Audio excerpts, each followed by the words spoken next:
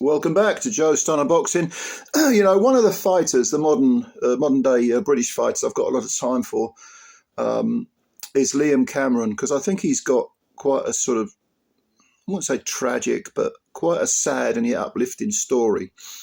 Now, Liam Cameron, he's currently signed to Frank Warren. This was off the back of his technical draw with Ben Whittaker. He's got 23 wins with 10 KOs. He's got 6 defeats, but he's never been stopped. And he's got 1 draw. He's 34 years old. He's from Sheffield in Yorkshire. And his career seemed absolutely dead in the water when he failed a drugs test.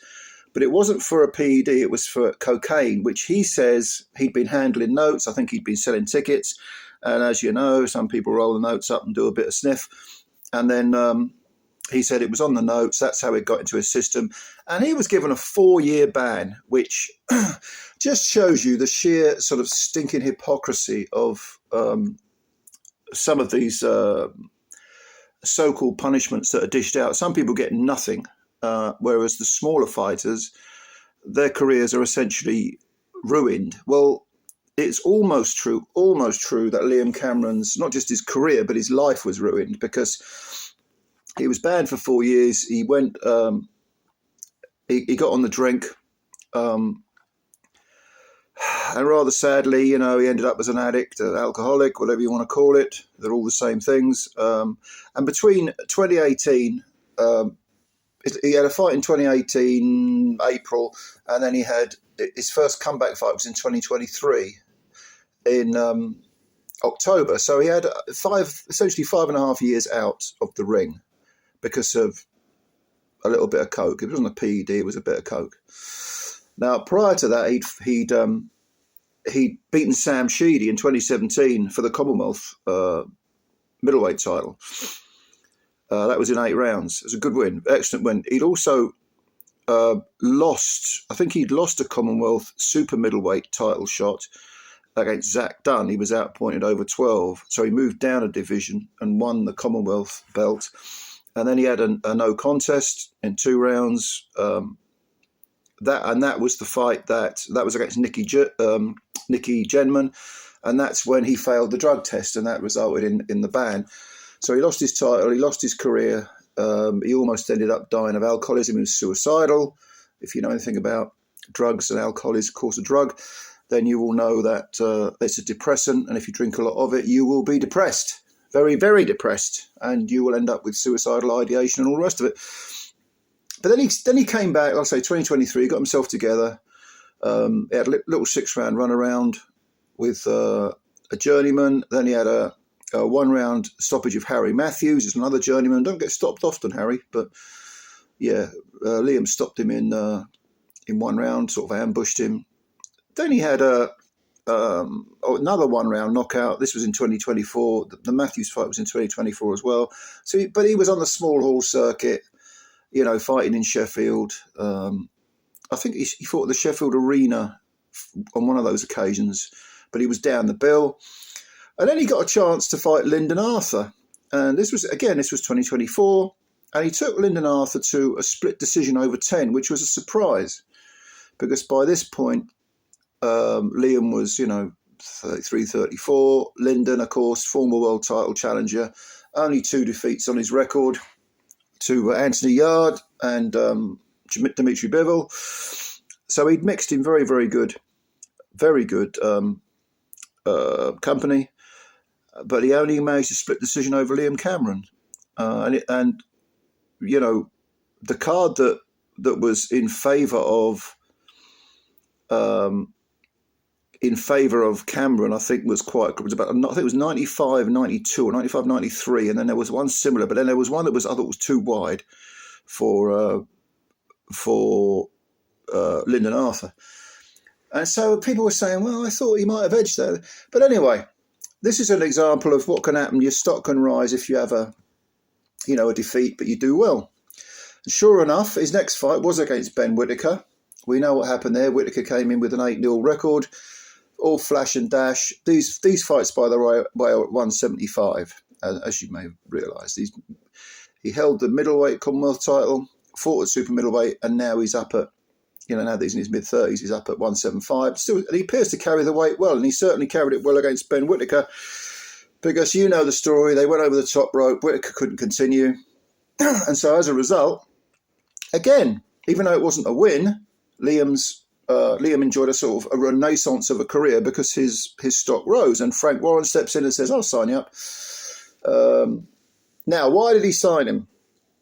Is it because Liam Cameron is a wonderful human interest story, where he nearly killed himself, was banned for, he didn't fight for 5.5 years, and has somehow resurrected his career? Well, that's part of it. That's a nice little selling point, a hook on which you can hang a nice little bit of promotion. But I think the real reason that Uncle Frank signed Liam is because he doesn't like Ben Shalom.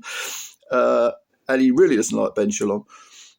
And Ben Shalom promotes Ben Whittaker. He has done since Whittaker turned over after his Olympic silver medal. And Frank don't like him. They've had a little bit of argy-bargy and some very unkind words with each other. And Frank's threatened to sue Ben Shalom, as he threatens to sue everyone. And Frank, he's got a fetish for writs. But I think he signed Liam because he thought, right, I'm gonna use Liam as a sort of pawn on the chessboard, and get Ben Whittaker, decrease Ben Whittaker's stock, which has kind of plummeted anyway, and try and make the rematch. And then if Liam wins, that will really put not just Ben Whittaker's career on the skids, fully on the skids, but will have put Ben Shalom's nose out of joint, because Whittaker at one point was viewed as one of Shalom's finest stars, or stars in waiting, a potential world champ. Well, the problem is, and this is why I feel for Liam Cameron, is that this fight is not getting made. And Ben Shalom has said, look, we made an offer. They said no. They, being Queensberry, said no. We want more. Ben Shalom says we then matched what they wanted, and they still don't want it. Now, Queensberry are countering by saying, actually, we offered a lot of money. And I think it boils down to, is this fight going to be on Sky or is it going to be on DAZN? That's the issue. It's not really the money. But I do hope that Liam Cameron gets this fight, because he deserves it. And if he doesn't get this fight, I hope he gets another big fat payday against, another leading light heavyweight. Because this guy has been through the mill. He's brilliant. And he's never, like I say, he's got six defeats on his record. Luke Blackledge outpointed him. And that was for the Commonwealth Super Middle title. He's had a lot of Commonwealth fights, Liam. And he's never had a break in his career. And yet he's a good, tough, honest pro. Do you know what I mean? I really wish that this guy could get a break. He even went over at one point to Australia and fought, what was the guy's name? Australian fella, bloody hell. Zach Dunn. Yeah, when Zach Dunn was undefeated. And that was another vacant Commonwealth title shot. He's had a couple of shots for the vacant belt. So he's prepared to travel, he's fought on the small hall circuit. The Ben Whittaker fight was in Riyadh. Hopefully he got paid decent money for that. I'd like to see him get at least one more big payday, maybe on a Riyadh undercard. And it should be against Whittaker, because I said in a previous video, if I was Whittaker, I'd be screaming blue murder for that fight.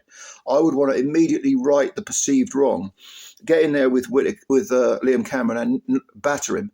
And if you're not stopping him early, you're dominating him and outpointing him very, very widely, just to say, I told you so. It was a bad day at the office for me, and Liam Cameron does not belong in my company. That's what I think Whittaker should do.